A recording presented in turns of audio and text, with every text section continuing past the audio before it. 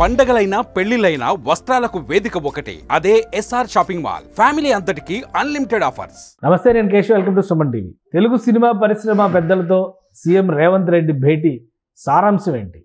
ఇండస్ట్రీని అంతర్జాతీయ స్థాయికి తీసుకెళ్లాలంటే లక్ష్యాలు ఏ విధంగా డిజైన్ చేసుకునేటువంటి అవకాశం ఉంది? ముఖ్యంగా ఈ మీటింగ్ ఇండస్ట్రీ మొత్తానికి రిప్రజెంట్ చేసేటువంటి అంశాలు ఉన్నాయా లేవా? ఈ అంశాలు విశ్లేషించేటువంటి ప్రయత్నం చేద్దాం. మనతో పాటు సీనియర్ జర్నలిస్ట్, ఫిలిం క్రిటిక్ ప్రభు గారు ఉన్నారు. ప్రభు గారు నమస్కారం. నమస్తే. సినిమా ఇండస్ట్రీకి సంబంధించి హైదరాబాద్ని హాలీవుడ్ స్థాయికి తీసుకెళ్తారా, హాలీవుడ్ని హైదరాబాద్కి తీసుకొస్తారా? ఒకేసారి అంతర్జాతీయ స్థాయి వాతావరణం తీసుకురావాలనేటువంటి ఆలోచనతో ప్రభుత్వం ఈ మీటింగ్ నిర్వహించింది అనేది దిల్ రాజు గారు ఇచ్చినటువంటి కన్క్లూజన్. సో ఆ దిశగా మాట్లాడతాం. మిగతా ఏవి మాట్లాడొద్దని ఒక ఆయన ఇచ్చేసారు ఒక కన్క్లూజన్ పూర్తి స్థాయిలో. సో ఏంటి ఆ ప్రయోజనాలు కానీ, ప్రభుత్వం ఆశిస్తున్న ప్రయోజనాలు కానీ, ఇండస్ట్రీ చేయాల్సినటువంటి పనులు కానీ ఏ విధంగా ఉండొచ్చు? అంతర్జాతీయ స్థాయి సినిమాకి హైదరాబాద్ని కేంద్రం చేయాలంటే ఏం చేయాలి?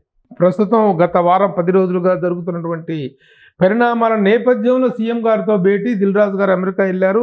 ఆయన రాగానే ఈ సమస్యల పరిష్కారానికి, ఈ గొడవ పరిష్కారానికి, సంధ్యా థియేటర్ తాలూకు జరిగినటువంటి వీటికి సంబంధించినటువంటి ఒక ఇది జరుగుతుందేమో అనేటువంటి ఉత్కంఠతో అందరూ ఎదురు చూడటం జరిగింది. అది జరిగితే దానికి భిన్నమైనటువంటి ఒక అవుట్పుట్, దానికి భిన్నమైనటువంటి ఒక మీటింగ్ మాత్రమే వాళ్ళు జరిగింది. యాక్చువల్గా సీఎం రేవంత్ రెడ్డి గారు సీఎంగా ప్రమాణ స్వీకారం చేసిన తర్వాత, కాంగ్రెస్ ప్రభుత్వం అధికారంలోకి వచ్చిన తర్వాత తెలుగు చలనచిత్ర పరిశ్రమ నుంచి ఒక నిర్మాణాత్మక ప్రాతినిధ్యం ఆయనతో వెళ్ళటం కానీ, ఆయన గౌరవపూర్వకంగా మర్యాదపూర్వకంగా కలవటం కానీ, ఏదైనా ఆయనకు ఒక రిప్రజెంటేషన్ ఇవ్వటం కానీ ఇలాంటివి జరగలేదు.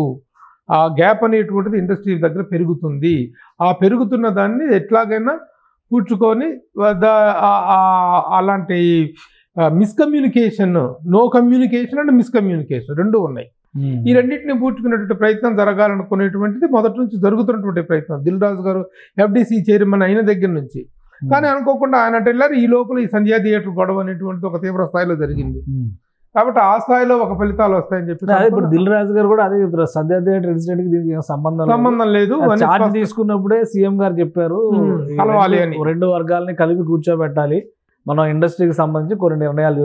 రేవంత్ రెడ్డి గారు కూడా ఆయన స్పీచ్ లో వచ్చిన పార్ట్స్ ని బట్టి చూస్తే IT, ఫార్మా ఇట్లా ఎలానో సినిమా పరిశ్రమను కూడా మేము అలానే చూస్తున్నాం, రాబోయే రోజుల్లో మేము పూర్తి స్థాయిలో ప్రోత్సహిస్తాం అని చెప్పని మాట. కాకపోతే బెనిఫిట్ షోలు ఉండవు.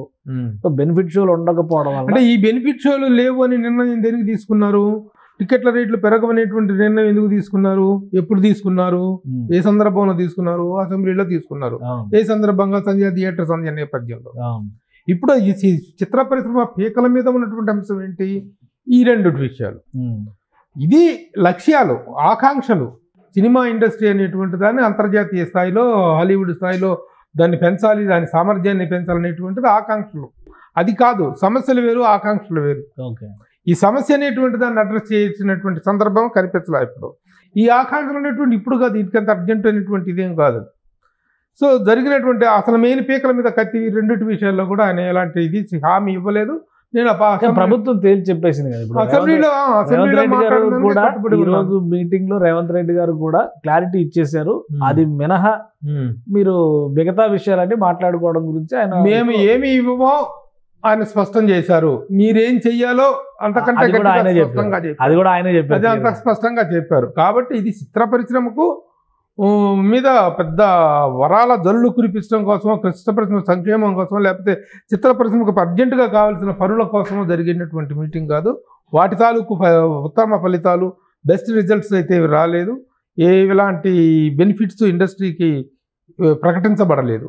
కానీ మీటింగ్ ఇండస్ట్రీ నుంచి హోల్సమ్ రిప్రజెంటేషన్, అందరి సమాన ప్రాతినిధ్యం కాకపోయినా అందరి ప్రాతినిధ్యం అనేది ఇండస్ట్రీ నుంచి జరిగిందా? అసలు పెద్ద వాళ్ళు అనుకున్న వాళ్ళు మిస్ అయినట్టుగా అనిపిస్తుంది. చిరంజీవి, బాలకృష్ణ లేకుండా హీరోలు అంటే మరి వాళ్ళు రావాలి కదా. 4 స్తంభాలు అని చెప్పారు కదా, 2 స్తంభాలే అక్కడ ఉన్నాయి. 2 స్తంభాలు ఉంటే ఏ బిల్డింగ్ కూడా నిలవదు. 4 స్తంభాలు ఉండాల్సింది. ఈ 2 స్తంభాలు మిస్సింగ్. ఏంటి ఇది ఒకవైపు. ఇంకోవైపు చిన్న నిర్మాతలకి ఆహ్వానం లేదు, సీనియర్ మోస్ట్ పర్సన్స్ కి ఆహ్వానం లేదు, ఇట్లాంటివి కూడా వస్తున్నాయి. అసలు 36 మందిలో ఒక్క మహిళ కూడా లేదా, ఇండస్ట్రీలో రిప్రజెంటేషన్ ఇవ్వలేదు అనేటువంటి అంశం కూడా సోషల్ మీడియాలో ట్రోల్ అవుతుంది. సో ఇది అందరి ప్రాతినిధ్యం ఉన్నటువంటి సమావేశంగా చూడొచ్చా, లేదు ఇందులో ఏమన్నా భిన్నమైన కోణం ఉందా? ప్రాతినిధ్య లోపం అనేటువంటిది ప్రాతినిధ్యంలో అందరి పార్టిసిపేషన్ లేకపోవడం కనిపిస్తుంది. దానికి ఎందుకు అనుకుంటే ఇంతమందితోనే చేద్దాం అనేటువంటి ఒక who are available, whoever is available అనేటువంటి తీసుకున్నారు. కొంతమంది చిన్న నిర్మాతలు తమ ఆక్రోశాన్ని కూడా వ్యక్తం చేస్తున్నటువంటి మాట వాస్తవం. ఇప్పుడు చిన్న నిర్మాతలు అంటే సంవత్సరానికి 200 సినిమాలు వస్తుంటే 200 సినిమాల్లో 175 సినిమాలు చిన్న నిర్మాతలు అయ్యాయి, 160 సినిమాలు చిన్న నిర్మాతలు అయ్యాయి. ఆ నిర్మాతల రిప్రజెంటేషన్ కూడా ఉండేలాగా ప్రయత్నిస్తుంటే బాగుండేది. మరి అది ఎందుకు జరగలేదు? షార్ట్ నోటీస్ కావటం వల్ల జరగలేదు. వీళ్ళేమో వివక్ష కారణంగానే పిలవట్లేదు. ఈవెన్ ఒక తమ్మారెడ్డి భరద్వాజ లాంటి స్థాయి వ్యక్తికి కూడాను ఆహ్వానం లేదంట. ఎందుకు మీరు కనిపించలేదు ఏంటో అని అడిగితే నన్ను ఎవరో పిలవలేదనేటువంటి విషయాన్ని ఆయన స్పష్టంగా చెప్పారు. సరే, జరుగుతున్న విషయంలో సంధ్యా థియేటర్ నేపథ్యంలో జరిగిన విషయాల మీద తమ్మారెడ్డి భరద్వాజ గారు గత కొంతకాలంగా కొన్ని వ్యతిరేకమైనటువంటి వ్యాఖ్యానాలు చేస్తున్నారు. ప్రభుత్వానికి అనుకూలమైన వ్యాఖ్యానాలు, ప్రభుత్వ అనుకూలం కదా. అల్లు అర్జున్కి వ్యతిరేకంగా మాట్లాడి ఉండొచ్చు ఆయన, ప్రభుత్వం వైపే మాట్లాడాడు. మరి ఎందుకు పిలవలేదు? నాకైతే ఆహ్వానం రాలేదని చెప్పేసి అన్నారు. సరే, ఎవరు వచ్చారు ఎవరు రాలేదని పక్కన పెట్టినట్టయితే ఈయన ఇండస్ట్రీ నుంచి ఏమేం కావాలి, ఇండస్ట్రీ ఏమేం చేయాలి, ముందు మీరు అడిగేదానికంటే ముందు మీ బాధ్యతలు ఏంటో, ఎవరు వచ్చారు ఎవరు రాలేదనేది పక్కన పెట్టేసినా గానీ ఆ ఇద్దరిని మాత్రం పక్కన పెట్టేలేంగా. చిరంజీవి గారు, బాలకృష్ణ గారిని పక్కన పెట్టేది, అది కూడా క్లారిటీ ఉండాలి. ఎందుకు రాలేదు అసలు, ఎందుకు రాలేదు, ఆహ్వానం లేదా వాళ్ళకి, ఎందుకు రాలేదు అనేటువంటి దానికి దిల్ రాజు గారి దగ్గర నుంచి రావాలి. నిజంగా ఒక ఇది రావాలి బాలకృష్ణ గారి దగ్గర నుంచి, కానీ వీళ్ళ దగ్గర నుంచి రావాలి. దాన్ని మిగతా వాళ్ళు చాలా మంది మాట్లాడినట్టుగా బాధ్యత లేకుండా మనం మాట్లాడలేము. ఎందుకు రాలేదు అనేటు దానికి సమాచారం సేకరించుకొని చేయాలి తప్ప దిల్లా ఏదో మనసులో పెట్టుకొని రాలేదా, రేవంత్ రెడ్డి గారు అంటే ఆయనకి ఇష్టం లేక రాలేదా, లేకపోతే ఈ నిర్ణయాల పట్ల ఆయనకి అయిష్టత వల్ల రాలేదా అనేటువంటివి మనం బేస్లెస్ ఇది చేయకూడదు. అది కారణాలు ఏంటనేటువంటి త్వరలో బయటపడతాయి. ఎందుకు బాలకృష్ణ గారు రాలేదు, ఎందుకు చిరంజీవి గారు రాలేదు, ఎందుకు మిగతా ఇంకొంతమంది పెద్దలు ఇండస్ట్రీలో ప్రముఖంగా ఇప్పుడు ఈ రోజున పెద్దలు అంటే ఆశేషగిరిరావు గారు ఉన్నారు, ఆయన రాలేదు. సమాచార లోపమా లేకపోతే షార్ట్ నోటీసా? కేఎస్ రామారావు గారు ఉన్నారు, ఆయన రాలేదు. ఎందుకు రాలేదు? ఆయన ఒక ప్రముఖ నిర్మాత, FNCC. ఇలా కొంతమంది పెద్దలు ఉన్నారు. మొన్న ఏదో ఏపీలో కూడా అపాయింట్మెంట్ అడిగారు, కొంతమంది రాలేదు. ఎందుకు రాలేదు అనేటువంటిది మనం తీసుకోవాల్సినటువంటి ఇది ఉంది. వాళ్ళ పార్టిసిపేషన్ కూడా ఉంటే it would have been comprehensive representation అయి ఉండేది అనేటువంటి. ఇంకో దఫా మీటింగ్ జరగొచ్చా? ఇంకొక సెట్ ఆఫ్ మీటింగ్స్ కమిటీ వేస్తారు అన్నారు. కమిటీ వేసేస్తే కాదు, ఇంకొక దఫా మీటింగ్ అంటే సీఎం గారి స్థాయిలో ఏం జరగదు. FDC స్థాయిలోనూ సినిమాటోగ్రఫీ మినిస్టర్ కోమటిరెడ్డి వెంకటరెడ్డి గారి స్థాయిలో ఇక దిల్ రాజు గారు రెగ్యులర్గా ఆఫీస్ అటెండ్ అవుతారు. ఆయన బాధ్యతలు స్వీకరించారు కాబట్టి ఆ బాధ్యతలలో భాగంగా ఇక రోజువారీ మీటింగ్లు, రోజువారీ సమీక్షలు అనేటువంటి జరిగే అవకాశం అయితే ఉంది. కమిటీ మొత్తానికి ఏసీ చెప్పినటువంటి ఇదే చెప్పారు. నోలో పెద్ద నో ఏంటంటే no benefit shows and no ticket rates. ఈ రెండు పెద్ద గొడ్డలి పెట్లు సినిమా ఇండస్ట్రీకి ప్రస్తుత పరిస్థితుల్లో. బెనిఫిట్ షోల విషయంలో అయినా కొంత పర్వాలేదు, ఓకే, ఉంటే లేకపోతే లేదు. టికెట్ రేట్ల పెంపు లేదు అనేటువంటిది మాత్రం అది సాధించుకోలేకపోతే మాత్రం ప్రస్తుతం ఉన్నటువంటి పెద్ద సినిమాలు, ముఖ్యంగా సంక్రాంతి సినిమాల్లో చాలా గొడ్డలి పెట్టు. దానికి కారణం ఎక్కడి నుంచి జరిగిందో, ఏ నేపథ్యంలో వాళ్ళ నిర్ణయం తీసుకోవడం జరిగిందో మనందరికీ తెలిసింది. ఈ సంధ్యా థియేటర్ సంఘటన నేపథ్యంలో జరిగింది. అది సినిమా ఇండస్ట్రీకి, ముఖ్యంగా పెద్ద సినిమాలకు పెద్ద గొడ్డలు పెట్టు. ఆ నష్టం జరగటం ఒకవైపు అయితే, ఇంకోటి మీరు ముందు ఏం చేయాలో చేయండి అని చెప్పేసి ఒక లిస్ట్ ఆఫ్ ఇదితో ఆయన ఇచ్చుకోవటం జరిగింది. ఇప్పుడు మేము ఇండస్ట్రీతోనే ఉంది, state government is with the industry, Telangana government is with the industry అని స్పష్టం చేశారు. ఆయన ట్విట్టర్లో కూడా పెట్టారు సీఎం గారు. తర్వాత వచ్చేసి శాంతి భద్రత విషయంలో రాజీ పడే ప్రసక్తి లేదు. థియేటర్ల దగ్గర భద్రత విషయంలో నిర్మాతలదు, దర్శకులదు, వాళ్ళదే, సినిమా వాళ్ళదే బాధ్యత అన్నారు. అలాగే సామాజిక బాధ్యతతో వ్యవహరించాలి. అంటే సామాజికంగా కొన్ని విషయాల మీద మీరు అవేర్నెస్ ప్రోగ్రాములు గవర్నమెంట్ డిజైన్ చేస్తే వాటిల్లో మీరు చేసి సహకరించాల్సిన బాధ్యత ఉంది అనే విషయం ఒకటి స్పష్టం చేశారు. అలాగే మాదక ద్రవ్యాల విషయంలో, అలాగే మహిళల భద్రత విషయంలో కూడా మీ వైపు నుంచి కోఆపరేషన్ కావాలి. మీరు దాంట్లో అంటే బైట్స్ అవి తీసుకుంటారు,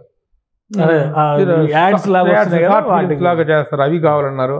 అలాగే ఆలయ టూరిజం, టెంపుల్ టూరిజం ఒకటి, ఎకో టూరిజం ఒకటి. అలాగే వీటితో పాటు మీరు కూడా ఇన్వెస్ట్ చేయండి, ఇన్ఫ్రాస్ట్రక్చరల్గా ఇన్వెస్ట్ చేయండి. సినిమా ఇండస్ట్రీలోంచి సంపాదించుకోవటమే కాదు, ఈ సినిమా ఇండస్ట్రీ వాళ్ళు ఇన్వెస్ట్మెంట్స్ కూడా చేయండి అంటే మామూలుగా పారిశ్రామికవేత్తలకి ఇలా పిలుపునిచ్చినట్టుగా ఈ సినిమా వాళ్ళకి కూడా ఒక పిలుపునివ్వడం జరిగింది. సో ఇవన్నీ కూడాను ప్రభుత్వం శాసిస్తున్నటువంటి విషయాలు ఫిల్మ్ ఇండస్ట్రీ నుంచి. దీన్ని కొంతమంది తీసుకునే యాంగిల్లో పాజిటివ్గా తీసుకోవచ్చు, కొంతమంది తీసుకెళ్ళిపోయి పరువు తీసి నిలబెట్టారు, ఇండస్ట్రీ పరువు తీసి నిలబెట్టారు అని చెప్పి తమ్మారెడ్డి భరద్వాజ గారు స్వచ్ఛంగా డైరెక్ట్గా ఆయన అంటే ఎవరు నిలబెట్టారు, పరువు తీసి నిలబెట్టింది ఎవరు, గవర్నమెంటా లేదా వీళ్ళే సినిమా వాళ్ళు ఎందుకు మాటికి వెళ్ళిపోయి ప్రభుత్వాల ముందు చేతులు కట్టుకున్నటువంటి దౌర్భాగ్య పరిస్థితి ఎందుకు వస్తుందని చెప్పేసి ఆయన తమ్మారెడ్డి భరద్వాజ కూడా తక్కువ వ్యక్తి ఏం కాదు, ఆయన ఇండస్ట్రీలో చాలా దర్శకుల సంఘానికి అధ్యక్షుడిగా చేశాడు, ఫిలిం డెవలప్మెంట్ కార్పొరేషన్ చేశారు, మెంబర్గా చేశారు, ఫిలిం ఫెడరేషన్ అధ్యక్షుడిగా చేశారు, సీనియర్ మోస్ట్ దర్శక నిర్మాత. ఆయన ఈ విధంగా మాట్లాడటం జరిగింది. ఆయన గారు చాలామంది ఈ విధంగా మాట్లాడటం జరుగుతుంది. వీటన్నిటిని కలుపుకొని సమన్వయంగా వెళ్ళి ఏది ఎలాంటి ఒక ఇది ఏర్పడుతుంది అనేటువంటిది.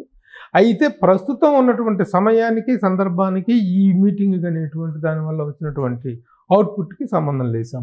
అంటే మామూలుగా మీటింగ్ వేరేగా ఒక వారం 10 రోజుల తర్వాత జరిగినా వేరేగా ఉండును. బట్ ఇప్పుడు ఈ హీట్ జరుగుతుండగానే అంటే వీళ్ళు ఏంటంటే నిన్ననే ఆ సంధ్యా థియేటర్ గొడవ నేపథ్యంలో అరవింద్ గారును దిల్ రాజు గారు వెళ్ళి కిమ్స్ హాస్పిటల్ దగ్గర మాట్లాడటం, ఆ తమకు 2 కోట్ల రూపాయల పరిహారం అక్కడే అనౌన్స్ చేశారు కదా దిల్ రాజు గారు, రేపు మీట్ అవుతున్నాం మేమంటే ఆ ఇష్యూ గురించి మీట్ అవుతున్నాం అని అనుకున్నారు తప్ప అసలు ఈ విషయం దీంతో సమస్య పోయింది.